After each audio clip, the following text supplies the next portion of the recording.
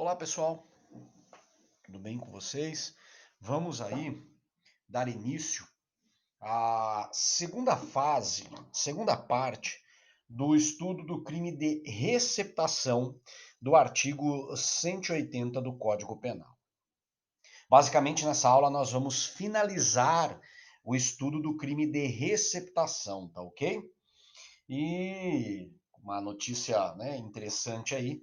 Com isso, nós também vamos finalizar o estudo desse semestre da ementa, como eu falei na aula passada para vocês. Nós vamos finalizar justamente a ementa do curso, tá certo? Do curso que eu digo em relação ao quinto termo, dos crimes contra o patrimônio. Então, rapidamente aí, pessoal, né, lembrando, tá? Do artigo 180 do nosso Código Penal, ele diz adquirir, receber, transportar, conduzir ou ocultar, em proveito próprio ou alheio, coisa que sabe ser produto de crime, ou influir para que terceiro, de boa fé, a adquira, receba ou oculte. Pena reclusão de 1 a 4 anos e multa. Então, feita a leitura aí, pessoal, do nosso tipo penal, na aula passada nós exploramos, né, em relação à receptação, os elementos ou as figuras do bem jurídico protegido, do objeto material, dos núcleos do tipo, dos sujeitos ativo e passivo da nossa figura. Hoje, na aula de hoje, nós vamos passar a explorar o crime de receptação a partir do seu elemento subjetivo. Em relação ao elemento subjetivo, há uma característica muito interessante no estudo da receptação. Quando nós estudamos, lá no segundo termo, o elemento subjetivo, o dolo, em relação a elemento subjetivo de um crime, vocês aprenderam que o nosso ordenamento jurídico admite duas modalidades, duas figuras de dolo. O dolo direto, que é aquele comumente empregado, mas também aquele chamado dolo eventual, onde o agente admite, assume o risco de produzir o resultado. Pois bem, partindo desta consideração, quando estudamos o crime de receptação, existe uma expressão destacada no tipo penal que diz sabe ser produto de crime. Está aí à sua frente, né, destacado em vermelho. Baseado nesta característica, baseado nesta expressão, a doutrina e a jurisprudência nos indica que a receptação é um crime que admite somente a modalidade de dolo direta, ou seja, quando o agente efetivamente, quando pratica sua conduta, tem a vontade de recepcionar, né? De adquirir, de receber, de transportar, de conduzir ou de ocultar um bem que ele sabe ser produto de crime. Uma questão interessante aí, né? Quando se enfrenta o dolo eventual em face da receptação, não há outra forma de pensar, e aí é indicado pela doutrina, não há outra forma de pensar a não ser na figura culposa da receptação que nós vamos estudar logo na sequência. Então, antes de seguir, mais uma vez, para a gente fixar e para que você não fique na dúvida. A figura principal da receptação, considerando a expressão sabe ser produto de crime, admite somente o chamado dolo direto, que significa a vontade de recepcionar um bem que sabia ser produto de crime. Ou seja, não havia dúvidas quanto à conduta do agente. O nosso agente criminoso, o nosso receptador, sabia que aquele produto que ele estava adquirindo, que ele estava recebendo, que ele estava transportando, que ele estava conduzindo ou que ele estava ocultando, era de origem criminosa. Se há por parte dele qualquer dúvida, e mesmo que diante desta dúvida ele venha a assumir o risco de produzir o crime, no caso de adquirir algo que ele desconfiava ser produto do crime, não há outra possibilidade a não ser encaixar esta conduta, tipificar esta conduta, levar esta conduta à tipificação da chamada receptação culposa. É isso mesmo que você está na dúvida no teu ponto de interrogação na cabeça.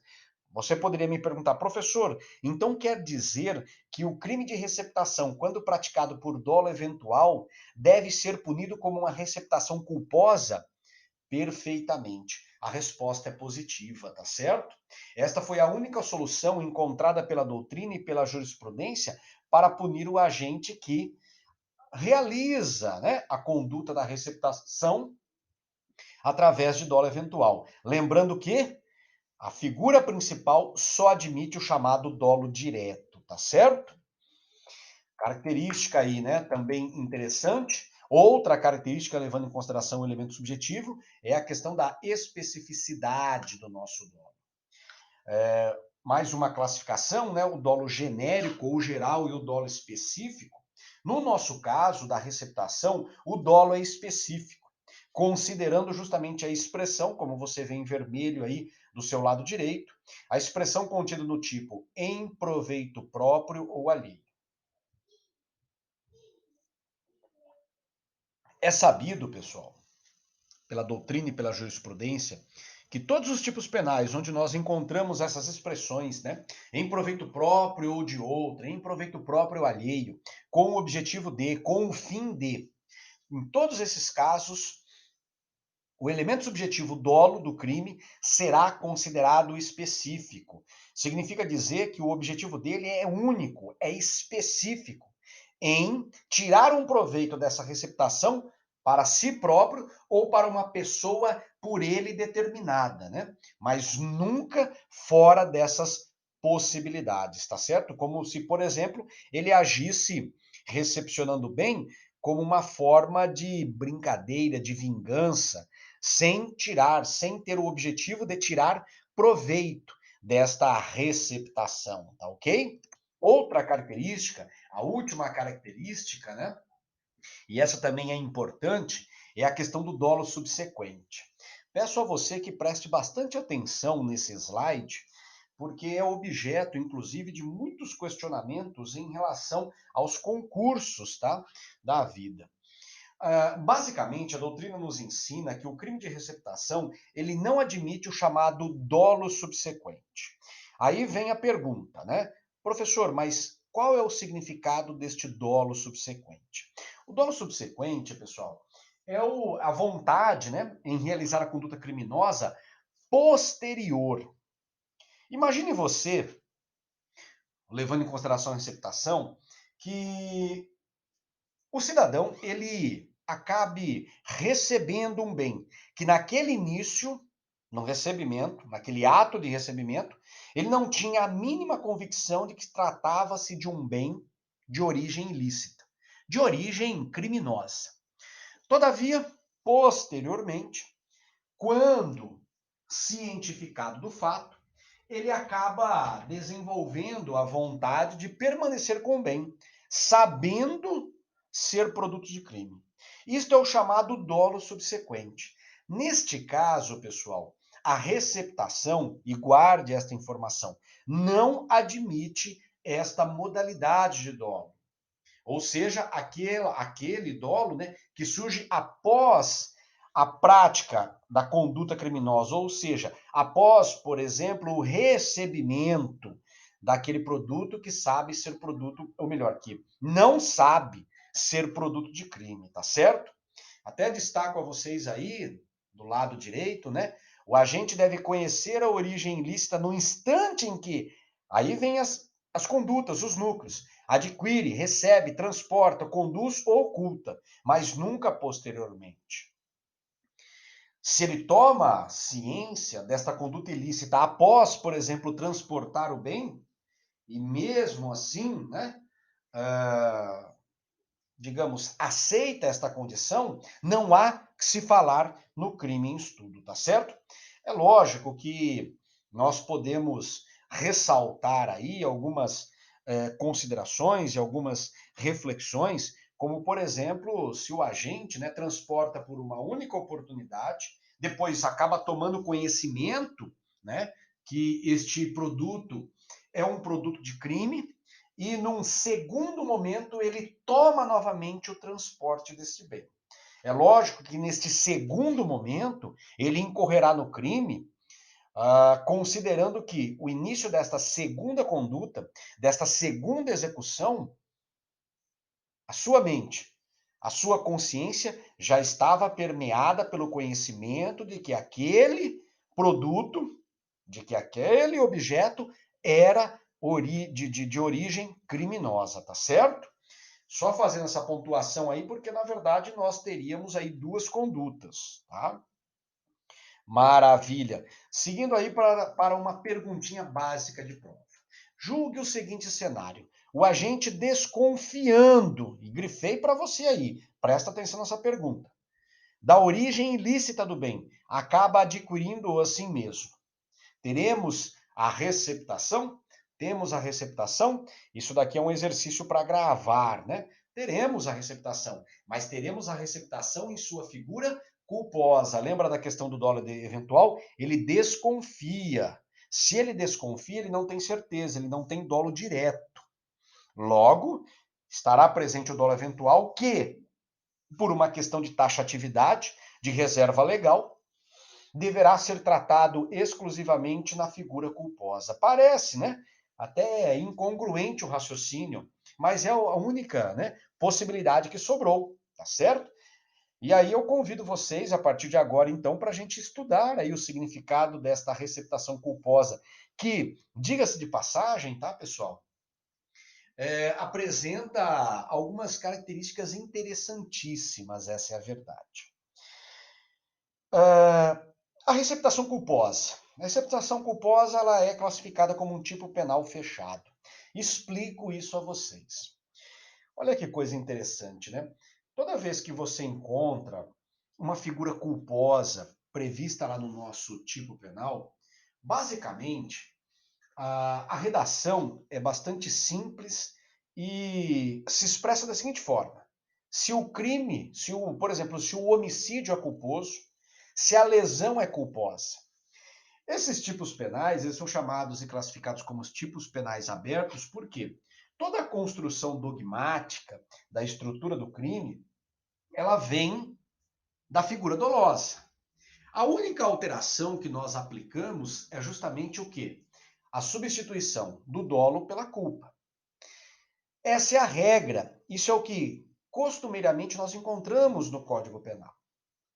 Todavia, quando nós falamos da receptação, e especificamente na receptação, a figura culposa ela apresenta elementos que vão além da mera previsão do elemento subjetivo culpa.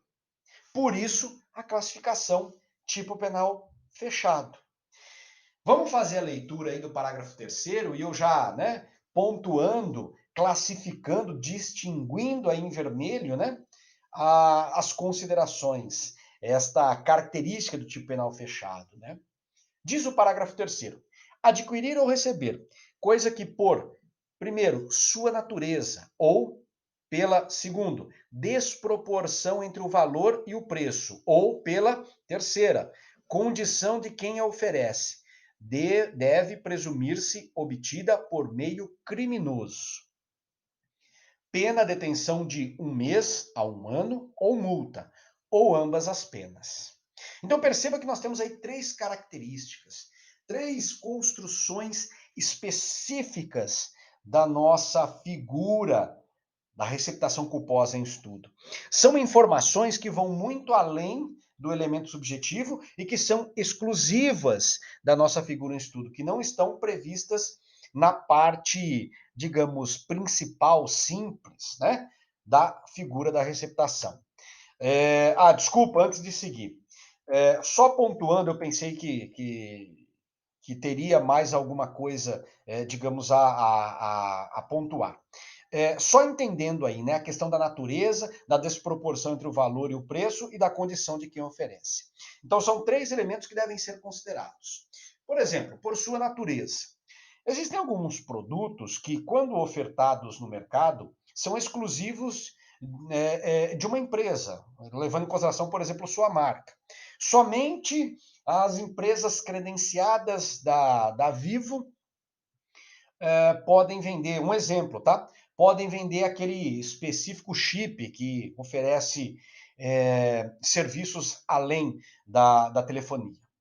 Aí, de repente, você está passando na rua e alguém te oferece esse chip que não está lá cadastrado pela Vivo, né? Não está lá com o crachá e com o uniforme da Vivo. Então, opa, peraí, a natureza do produto já me leva a pensar que somente, né, um tipo de loja ou um tipo de pessoa pode vender. Desproporção entre o valor e o preço. Esse é muito fácil de entender, né? Essa segunda característica. O objeto vale R$ 5.000. De repente, você adentra numa loja e esse produto ele está escondido ao fundo e o comerciante te oferta isso daí por R$ 1.000. E o produto está novo, na caixa. Poxa, você desconfia, afinal de contas, ninguém faz milagre. E por fim, condições de quem a oferece, né? Que deve ser presumido obtido por meio criminoso. Mas enfim, condição de quem oferece. E aí, então aí você leva em consideração uma condição peculiar do vendedor. Isso daí é muito comum, pessoal, essa última figura, em relação aos usuários de droga. Então, de repente, você está caminhando na rua e uma pessoa mal vestida, que geralmente é assim que se porta, mal cheirosa, porque é assim que se porta, com as pontas dos dedos todas queimadas, porque é assim que acontece, ele te oferece a venda de um produto que, né, não corresponde àquela condição física. Então você olha para aquele cidadão, até às vezes, né? O produto pode ser vendido, qualquer pessoa vende, e o valor está lá de mercado, mas você olha para aquele cidadão e fala assim: este cidadão não tem um perfil de vendedor, de forma alguma. Cheira mal. Então, consequentemente, você tem elementos suficientes para desconfiar que aquilo que ele está ali ofertando é produto de crime, né? Então não adianta você chegar perante a autoridade na hora do seu julgamento e alegar que mas espera aí, esse é um produto que qualquer pessoa pode vender, então eu poderia comprar de qualquer pessoa, perfeito. Olha, eu paguei o preço que é de mercado, perfeito. Mas e quem te vendeu? Em que condições ela se apresentou a você? E é aí que você vai incorrer no crime, tá certo? Maravilha. Momento consumativo, então, do nosso crime em estudo, da receptação. E aí a gente volta a falar da receptação dolosa, tá certo? Maravilha. Aqui, pessoal, basicamente leva em consideração o instante, o momento, onde o agente adquire, recebe, transporta, conduz ou oculta, tá certo? Vale lembrar que estamos diante de um crime material. Significa dizer que se exige um resultado naturalístico, a alteração do mundo à minha volta. A grande pergunta, ou melhor, o grande ensinamento que devemos tirar desses 5 núcleos é justamente em relação à classificação deste momento consumativo em crime instantâneo ou crime permanente. Basicamente, a pergunta que se faz é: o crime de receptação é um crime instantâneo ou é um crime permanente que se arrasta no tempo? E nossa resposta, pessoal, será depende. Depende do núcleo, daqueles 5 que nós vimos, que você considerar.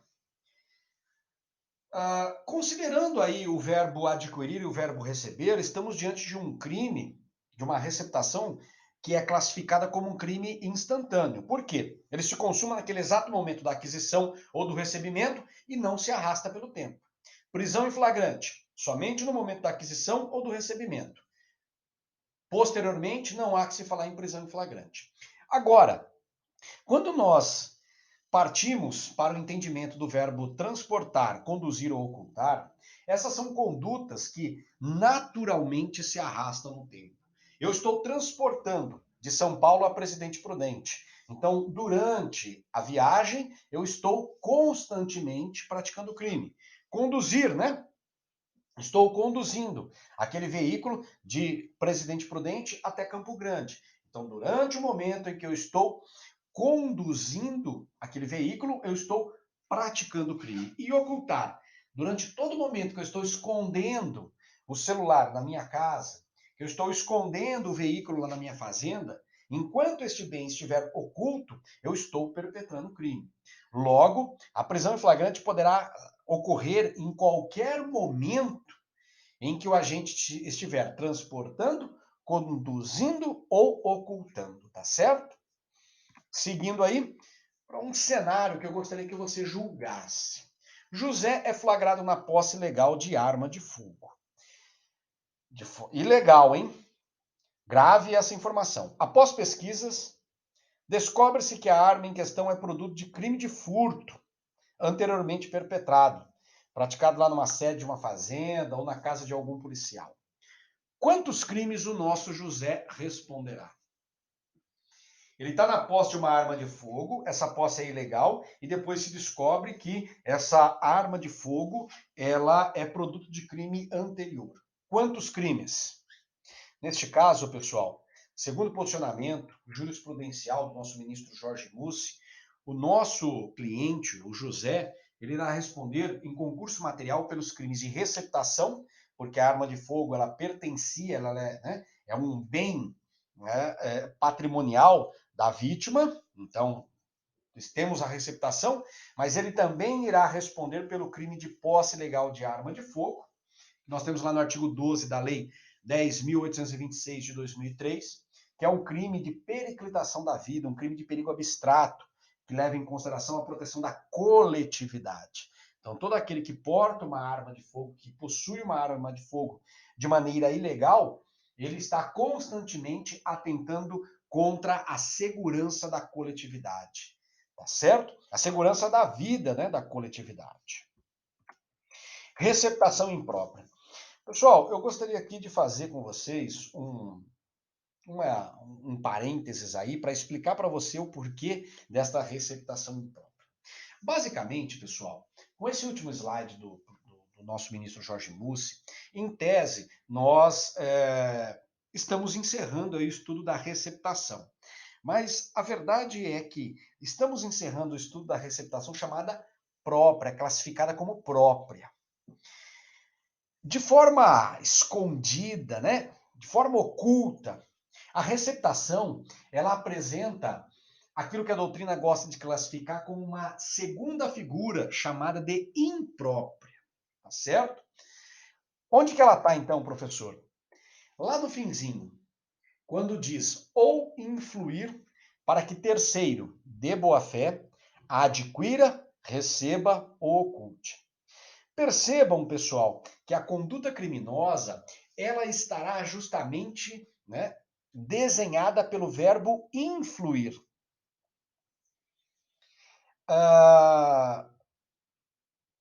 Tudo aquilo que nós estudamos, e essa é a verdade, que nós vimos e aprendemos em relação à receptação própria, que é aquela que leva em consideração os verbos adquirir, receber, transportar, conduzir ou ocultar, nós também iremos aplicar a figura da receptação imprópria, a partir do verbo influir, com algumas considerações, com algumas alterações.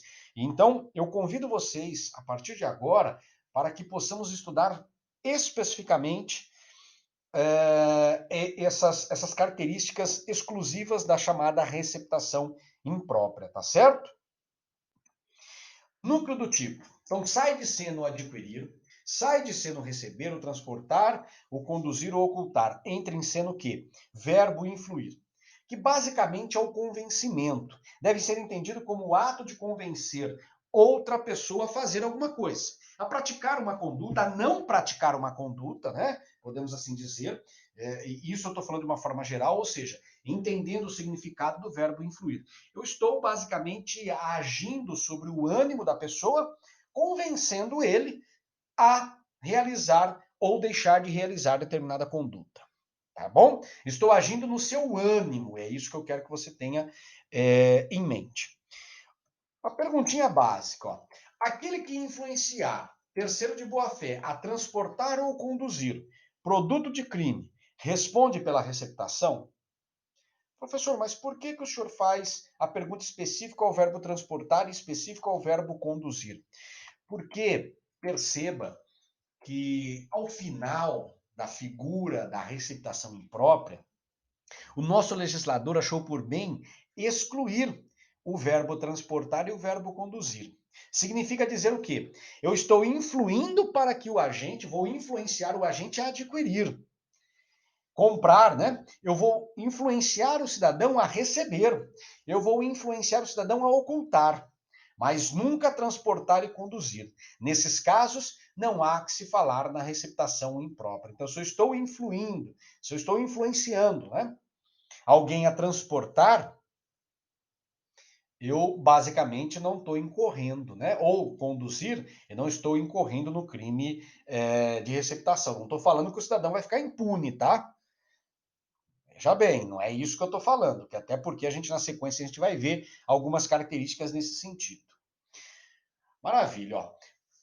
E aí, justamente a primeira característica, né?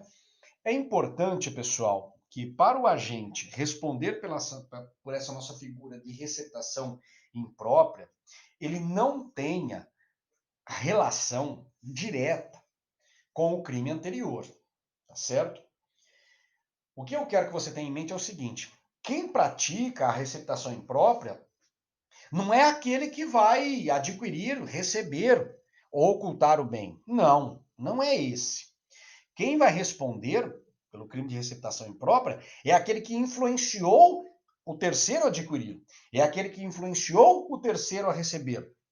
Logo, se essa pessoa que está influenciando for o autor, por exemplo, do crime de furto, que transformou a coisa em produto de crime, ele responde pelo furto e não pela receptação. O terceiro está sempre de boa fé, como eu estou chamando a atenção sua aqui, ó. Lembrando que o terceiro influenciado pode estar de boa fé, caso contrário, responde pelo crime de receptação também. Mas aí numa outra modalidade, tá? Mas ele pode estar de boa fé e não responder por nada.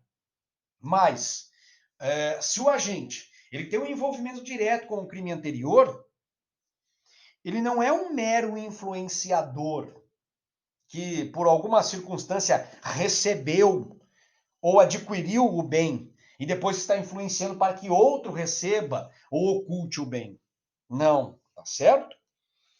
Aqui no caso, né, como eu destaquei a vocês, ele não recebeu, ele participou. Então, se ele participou, ele responde pelo crime que deu origem à natureza ilícita do bem, e não pelo crime de receptação na sua figura imprópria, tá certo? Consumação da nossa figura de receptação imprópria. Estamos diante de um crime formal. Perceba que distingue, né, da figura própria da receptação. Lá é material. Por quê? O crime estará consumado no exato instante em que o agente influenciar, independente do nosso terceiro de boa ou má fé vir a efetivamente adquirir, receber ou ocultar, tá certo? E uma questãozinha interessante aí em relação à receptação imprópria, e só da receptação imprópria, é o fato dela não admitir tentativa, porque é classificada como um crime unissubsistente. Significa dizer o quê? Houve a influência, o crime estará consumado, independente de aceitar. Não houve a influência, não há que se falar em crime porque o ato de execução não se iniciou, tá certo? Basicamente, esse é o raciocínio. Bom, pessoal, com este último slide, nós finalizamos aí o estudo da receptação imprópria, tá? Percebam que lá na figura principal, ou melhor, lá no caput, nós temos duas figuras, a chamada receptação própria e a chamada receptação imprópria, ambas classificadas como figuras simples, tá certo? Agora a gente passa para a figura, qualificada, do parágrafo 1º. É uma figura também bastante interessante, com, digamos assim, com características próprias.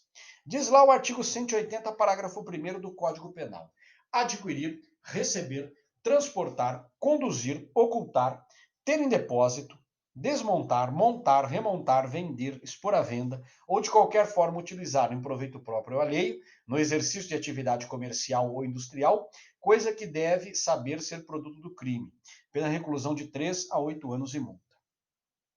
Antes da gente seguir, eu só gostaria de chamar a atenção de você em dois pontos. Primeiro, a pluralidade, né, latente dos núcleos do tipo.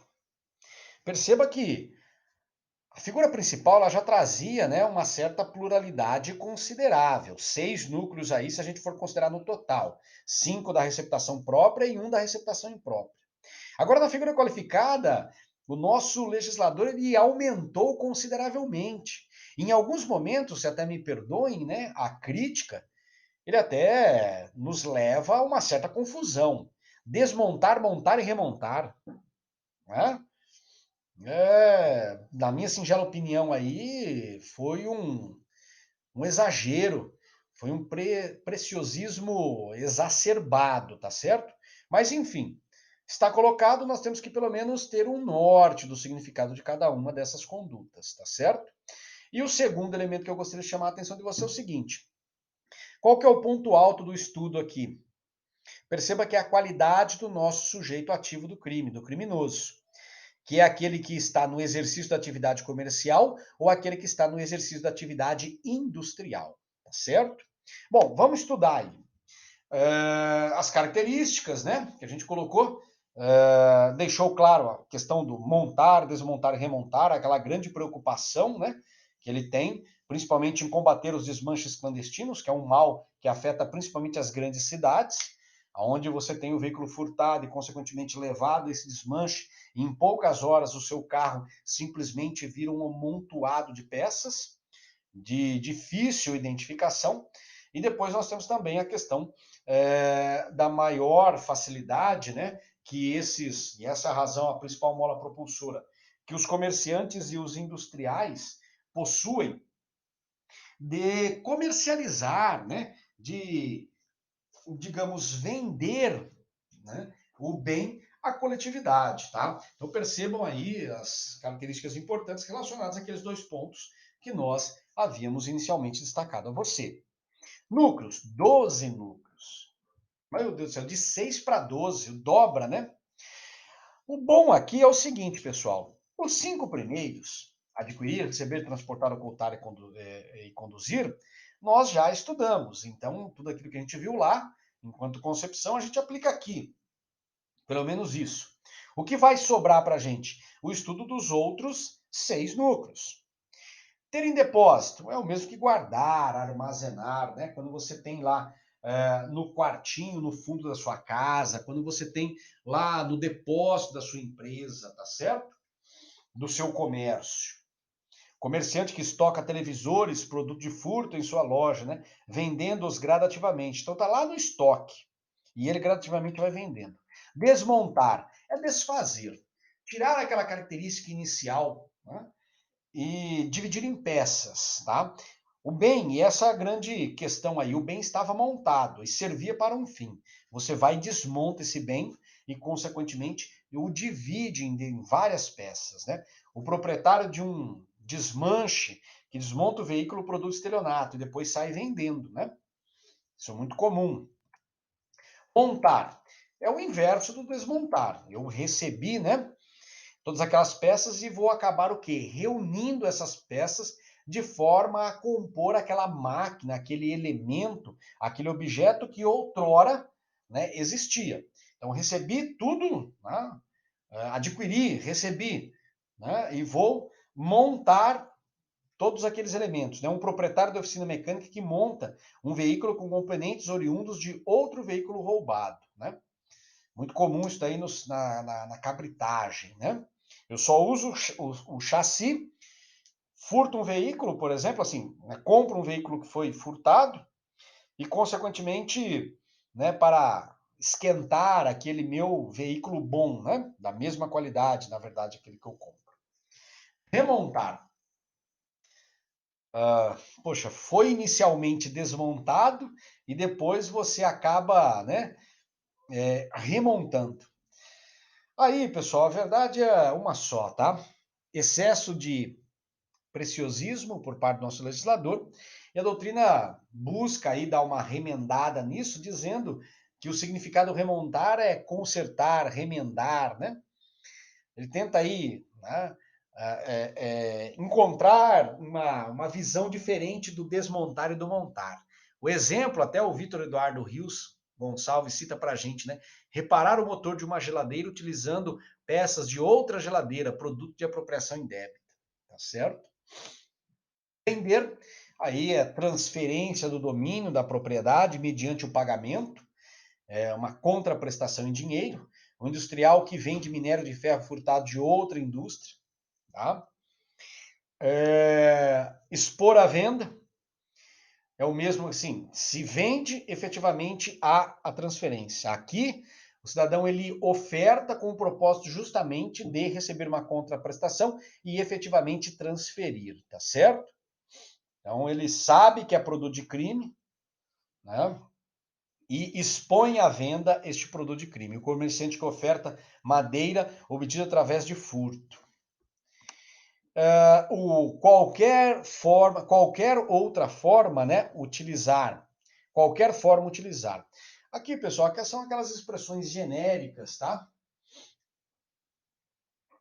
Que o legislador, com medo de não ser, né, pontual em todas as possibilidades, ele acaba ao final cunhando aí aquelas formas genéricas, permitindo assim que o nosso julgador, no caso o juiz, ele encaixe o crime, né? Ele tipifique o crime, caso ele não entenda que a conduta seja adquirir, por exemplo, receber, transportar, conduzir, ocultar, ter em depósito, desmontar, montar, remontar, vender, expor à venda, né?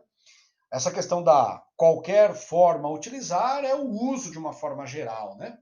O exemplo aí que a gente encontra na doutrina, o industrial que se utiliza de maquinários agrícolas na colheita da cana-de-açúcar e que foram produto de estelionato anteriormente. Ele sabe que é produto de estelionato, então ele vem e utiliza deste material, tá certo?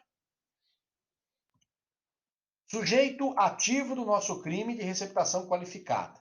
Mais uma vez, a característica que eu falei para vocês, atividade comercial e industrial, ou seja, estamos diante de um crime próprio, nobre combatente. Esta é a verdade. Sai de cena aquela ideia de crime comum que pode ser praticado por qualquer pessoa e a figura qualificada leva em consideração a atividade desenvolvida pelo nosso criminoso. Basicamente, tem que ser um comerciante, aquele cidadão dedicado ao comércio, ou então um industrial, na produção, na linha de produção, a transformação da matéria-prima, tá bom? E o comerciante informal ou clandestino, que não tem registro na junta comercial, não tem registro em cartório, enfim. Ele é aquele cara que traz aquela muamba do Paraguai e vende no fundo da casa dele. Ele pode ser considerado como comerciante, ou até mesmo como industrial, se for um industrial clandestino, né? Sem qualquer tipo de registro. Ele pode incorrer no crime em estudo, e aí, pessoal, por uma força da taxatividade legal, convido vocês até a fazer comigo a leitura do parágrafo 2º do artigo 180. Perceba que, né, nós estamos estudando o parágrafo 1º, e a gente vai fazer a leitura do parágrafo 2º respondendo à pergunta anterior. Diz lá a lei: equipara-se à atividade comercial para efeito do parágrafo anterior. Qual é este parágrafo anterior? É justamente o parágrafo 1º da figura qualificada. Qualquer forma de comércio, irregular ou clandestino, inclusive o exercício em residência. Pessoal, aqui eu tinha esquecido, tá? Eu acabei me equivocando anteriormente. O industrial não entra. Eu falei do industrial, mas na verdade eu me confundi. Eu acabei levando em consideração ali a questão do parágrafo 1º, quando na verdade a figura equiparada ela se refere somente à atividade comercial, tá bom? Então essa questão da clandestinidade é somente em relação ao comerciante irregular, nunca ao industrial, tá? Porque eu até coloquei aqui a questão do lado aqui na atenção, tá? Mas eu percebi agora o meu equívoco aí, né? Corrijam esta informação, tá certo? Corrijam essa informação, eu vou corrigir aqui o slide, mas corrijam aí nas anotações de vocês aí, porque eu percebi esse equívoco aqui, acho que foi na batida aí da produção, né, do material.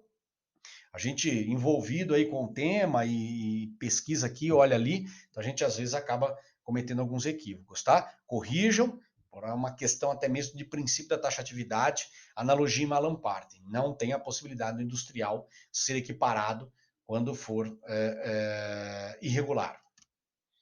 Elemento subjetivo, agora voltando ao parágrafo 1º, tá certo? Coisa que deve saber ser produto do crime. Aqui, pessoal, chamar a atenção de vocês o seguinte. Eu tenho 3 posicionamentos. Essa é a verdade. É o dolo, né? Aí eu coloco assim, a celeuma. Celeuma o que é? A confusão, né? A confusão que eu digo assim, a dúvida. Quanto à natureza deste dolo. E aí, que natureza é este dolo? É dolo direto, é dolo eventual? Coisa que deve saber ser produto do crime. E aí, pessoal, com essa figura qualificada, nós temos aí alguns posicionamentos. O primeiro é o que prevalece. Tá? Essa é a verdade. É um entendimento já sedimentado na jurisprudência, principalmente pelo julgado aí da nossa ministra Elaine Grace, o HC, né, 97.344, inclusive de São Paulo, de 2009, que diz o seguinte: essa expressão que sabe, né, vamos voltar lá, ó, que deve saber ser produto de crime, segundo a nossa ministra Elaine Grace, deve ser entendido tanto na sua modalidade de dolo eventual como de dolo direto, tá certo? Eu sei que você vai dizer assim, professor, mas aqui é meio confuso, porque levando em consideração aquela previsão da figura principal do caput, lá fala que é só dolo direto, agora aqui vem para o dolo eventual, mas as expressões, né, são quase parecidas, coisa que deve saber se é produto de crime. Mas olha, pessoal, eu entendo aí a tua angústia, tá? Que é a mesma minha. Mas enfim, os posicionamentos são esses, tá? Lá prevalece a questão só do dolo direto, aqui prevalece tanto a questão do dolo direto quanto do dolo eventual, mesmo que a gente considere que as expressões, coisa que deve saber ser produto de crime, são muito parecidas, tá certo? Essa é a verdade. A sua angústia é a minha também. Mas eu falei para vocês que nós teríamos mais de uma posição, certo? Segunda posição, já em desuso. Adotada pelo STJ, através do HC 118.813, nossa ministra Maria Tereza de Assis Moura, considera que a expressão deve saber é exclusivamente em relação ao dolo eventual. E a razão, pessoal, essa é a verdade, tá? A razão deste posicionamento ele ser hoje, né, superado, está justamente numa incongruência aí em relação à punição, numa afronta ao princípio da proporcionalidade. Olha aí a pergunta, ó, que aí você vai entender o que eu estou querendo dizer, ó. Em relação a esta segunda posição, como responderia o comerciante ou industrial que atuasse com dolo direto em face da origem ilícita do bem? Como que ele ia responder? Na verdade, pessoal, ele ia responder pela figura simples. Porque, segundo o posicionamento da nossa ministra Maria Tereza de Assis Moura, a figura do parágrafo 1º só admitiria o dolo eventual. Poxa, se só admite o dolo eventual, se aquele que atua, o industrial ou comerciante, que atua com dolo direto, não teria outra possibilidade de não se aplicar a figura principal. Aí pergunto, poxa, seria justo eu punir aquele cidadão que agiu com dolo direto de forma mais branda do que aquele que agiu com dolo eventual? Não seria, né? Teríamos aí, na verdade, desculpa, antes de passar, teríamos aí, na verdade, uma afronta ao princípio da proporcionalidade. Esta é a verdade. Se o cara atua, mais uma vez, com dolo direto, a pena é menor. Agora, se ele atua com dolo eventual, a pena é maior? Poxa, é totalmente incongruente, né? E o terceiro posicionamento, defendido por alguns doutrinadores, também não é muito, né? Muito defendido. Damásio fala disso, o saudoso professor Damásio, né? Ele defende esse posicionamento. Ele encara esta questão do deve saber, né, ser produto do crime, como um elemento normativo e não como algo relacionado ao, digamos, elemento subjetivo. Então ele diz lá, né, refere-se, né, assim, refere-se ao aspecto para o jogador avaliar o comerciante ou o industrial, em face de sua capacidade de conhecer a origem ilícita. Ou seja, se o comerciante é mais experiente ou menos experiente, se o industrial é mais conhecedor da prática que realiza ou menos conhecedor. Se ele está mais tempo no ramo ou se está menos tempo no ramo, tá? Em que o comerciante industrial se dedica. Logo, é uma questão de maior ou menor censura da conduta punível. Está relacionada à questão da culpabilidade, tá? Para o professor Damásio. Mais uma vez, este também terceiro posicionamento, ele não é muito considerado aí, tá bom? Existe, mas não é muito considerado. Figura privilegiada. Esta é uma figura também fácil de estudar, tá certo? O artigo 180, parágrafo 5º do Código Penal diz o seguinte: na hipótese do parágrafo 3º, lembrando, receptação culposa. Se o criminoso é primário, pode o juiz, tendo em consideração as circunstâncias, deixar de aplicar a pena.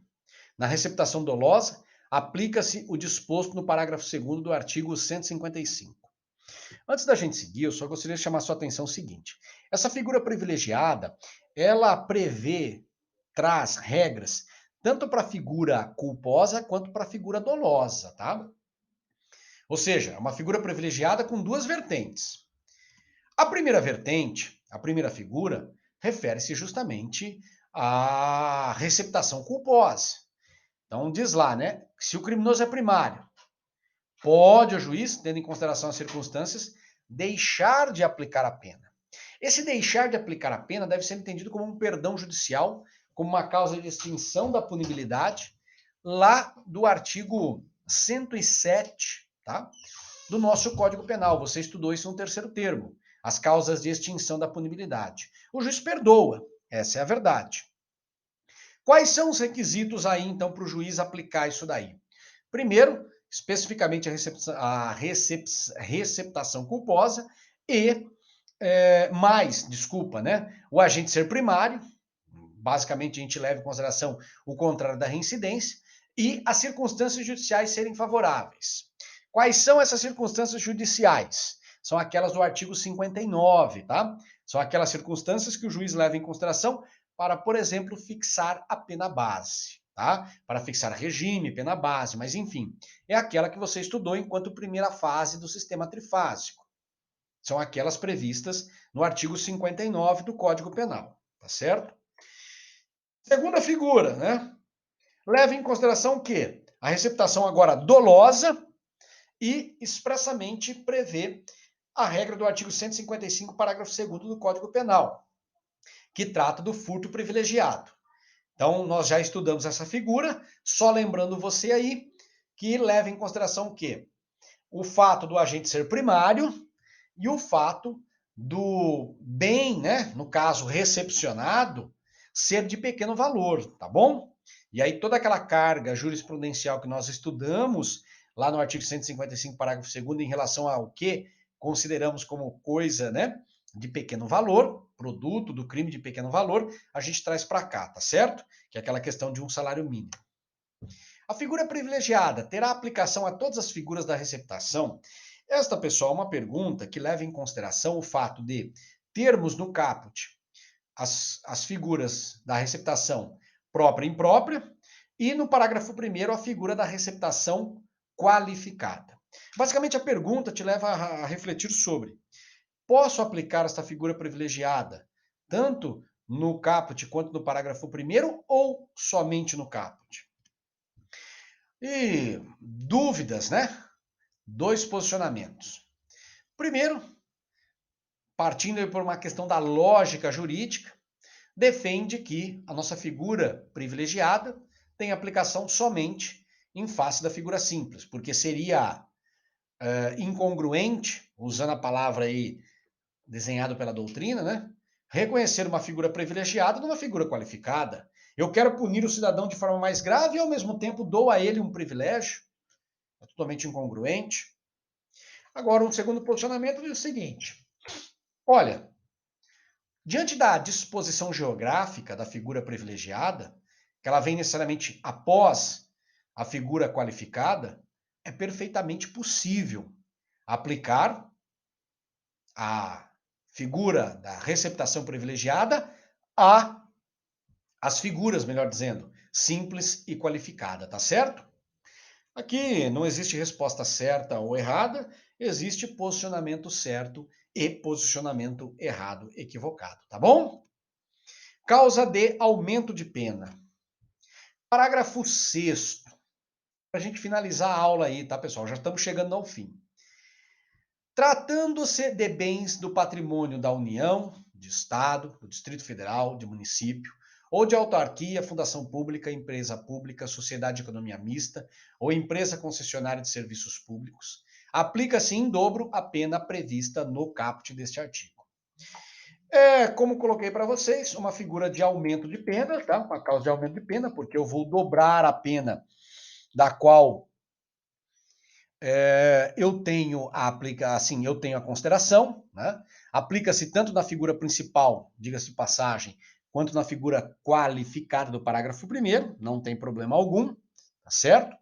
Porque é condizente com os dois, e basicamente leva em consideração aqui a qualidade da nossa vítima, né? Percebam que agora nós não levamos em consideração a qualidade do autor, enquanto comerciante ou industrial, mas sim leva em consideração aquilo que tem enquanto vítima. União, o governo federal, né? Estados, governo estadual, e aí nas suas esferas, né? De legislativo, executivo e judiciário, Distrito Federal, municípios, autarquias, fundações, fundação pública, empresa pública, sociedade de economia mista, então, ou seja, tem sempre a participação do poder público, empresa concessionária de serviços públicos, que recebem a concessão para a prestação de serviços públicos, ou seja, prestam um serviço de interesse coletivo, a pena aplica-se em dobro, tá bom? Tá aqui, qualidade da vítima, como eu destaquei a vocês, tá? E seguindo aí, pessoal, para o derradeiro slide, tá? Desde 2016, nós encontramos uma figura chamada receptação de animal. Ela vem prevista no artigo 180-A do Código Penal, com a seguinte redação: adquirir, receber, transportar, conduzir, ocultar, ter em depósito ou vender, com a finalidade de produção ou de comercialização, semovente domesticável de produção, ainda que abatido ou dividido em partes, que deve saber ser produto de crime. Basicamente aqui, pessoal, nós temos uma figura da receptação, os núcleos, você viu. Tudo aquilo que nós estudamos em relação à receptação a gente aplica aqui, levando em consideração o quê? Uma única modificação, um único elemento. Esta figura, embora está lá no 180A, poderia ser uma figura, digamos, qualificada do próprio 180, sem problema algum.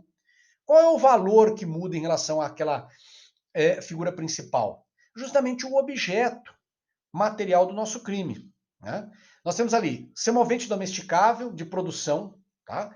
O que é o semovente domesticável de produção? Foi aquilo que nós estudamos em relação, pessoal, ao gado, né? Assim, que falamos do abigeato, né? Do furto de gado, quando estudamos o furto. Semovente domesticável de produção, né? O gado, o equino, o porco, tá certo? Já estudamos essa figura. E é lógico,